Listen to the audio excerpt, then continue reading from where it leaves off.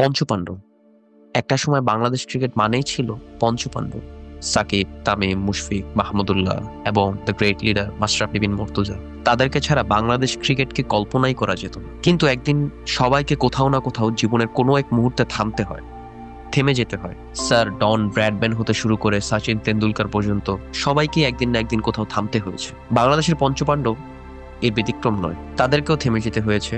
তবে আজকের কথাগুলো পঞ্চপাণ্ডবকে ঘিরে নয়, কিন্তু আজকে এমন এক ক্রিকেটারকে নিয়ে বলবো যিনি বাংলাদেশের ব্যাটিংটাকে অন্য উচ্চতায় নিয়ে যেতে পারতেন, যার অনবদ্য সব ক্রিকেটিং স্ট্রোককে বিখ্যাত কমেন্টেটর ইয়ান বিশপ মোনালিসার সাথে তুলনা করেছিলেন।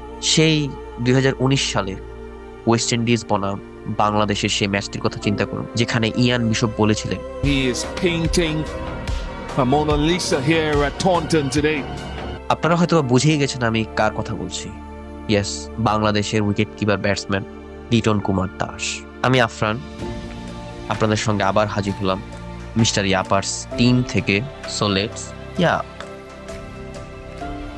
আজকের কথাগুলো লিটন দাসের জন্ম কোথায়, কিভাবে বেড়ে উঠেছেন, এগুলো নিয়ে না। আজকের কথাগুলো একটু আক্ষেপে। বাংলাদেশ ক্রিকেটের যদি কয়েকটি সবচেয়ে বড় আক্ষেপের নাম থাকে, তার মধ্যে একটি হবে লিটন কুমার দাস।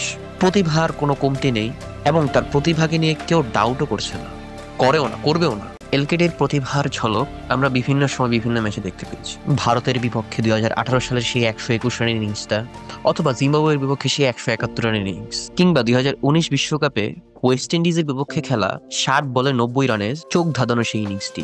ইংলিশ গণমাধ্যম তো বলেই দিয়েছিল, the Times of England, Liton Das the next big thing of Bangladesh.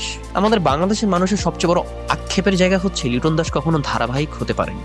বিরাট কোহলির মতো কাভার ড্রাইভ, নান্দনিক পুল শট, স্কোয়ার কাট কি নেই তার ঝুলিতে, কিন্তু তবুও তিনি ধারাবাহিক হতে পারেননি। লিটন দাস হতে পারতেন, নিজেও জানেন না তিনি আসলে কত বড় মাপের একজন ব্যাটসম্যান।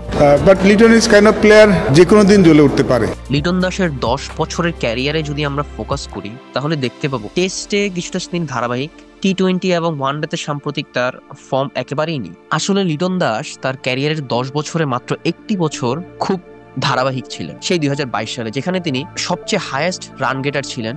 তার উপরে মাত্র একজন ছিলেন বাবর আজম। টেস্টে তার খেলা সবচাইতে কম্প্যাক্টেবল একটা ইনিংস হচ্ছে 2024 সালের পাকিস্তান সফরের সেকেন্ড টেস্টে, যেখানে বাংলাদেশে 24 রানে 6 উইকেট পড়ে যায়। তখন ক্রিজে নামে লিটন কুমার দাস, একাই খেলেন 131 রানের একটি চোখ ধাঁধানো ইনিংস, একাই ম্যাচটাকে ঘুরিয়ে দেন। ভারতের বিখ্যাত স্পিনার রবিচন্দ্রন আশ্বিন তিনি তার ইন্টারভিউতে একদিন বলেছিলেন যে লিটন দাসের কি সমস্যা, আসলে এত সুন্দর শটস, এত সুন্দর কাভার ড্রাইভ, পুল শটস, কেন তিনি ধারাবাহিক হতে পারছেন না। তিনি তো অবাক, তিনি খুবই অবাক যে লিটন দাস কেন ফ্যাব 4-এ নাই। এখানে ফ্যাব 4 বলতে তিনি বুঝিয়েছেন পুরো ক্রিকেট বিশ্বে 4 জন ব্যাটসম্যান থাকবেন যারা বর্তমান যুগে ক্রিকেট বিশ্বে ডমিনেট করবে। তিনি আসলে রবিচন্দ্রন আশ্বিন বোঝাতে চেয়েছিলেন লিটন দাসের ক্যালিবার যে কতটা, তিনি আসলে তার এই স্টেটমেন্টের মাধ্যমে বুঝিয়ে দিয়েছিলেন। কিন্তু ওই যে একটাই কথা, আফসোস, ধারাবাহিকতার অভাব। প্রতিভা, দারুণ ক্লাসিক্যাল শটস, কভার ড্রাইভ, ফুল শট অনেক তো দেখলাম, এবার একটু ধারাবাহিকতা দেখতে চাই। এবার বাংলার মানুষ একটু দেখতে চায় লিটন দাসের ব্যাটকে হাসতে, সেঞ্চুরিতে হাসতে, ডাবল সেঞ্চুরিতে হাসতে, 50s, 100s, আবারও আশার মানুষ বুক বাঁধতে চায় এই লিটন দাসই একদিন না একদিন আমাদের ব্যাটিংটাকে অন্য উচ্চতায় নিয়ে যাবে। একদিন আমরাও বলতে পারবো যে আমাদেরও একজন বিরাট কোহলি আছে। এই লিটন দাসের হাত ধরেই টি-20 বিশ্বকাপটি জিতছি, আশায় বুক পাততে চাই, নিরাশা হতে চাই না। ক্যারিয়ারের 10 বছর তো পার হয়ে গেল, বড় জয়ের কত বছর খেলতে পারবে?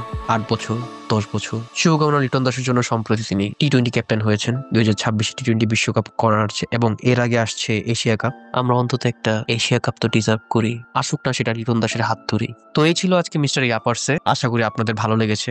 ক্রিকেট নিয়ে আরো ধারাবাহিক কথাবার্তা আসবে। ভালো থাকবেন। আসসালামু আলাইকুম।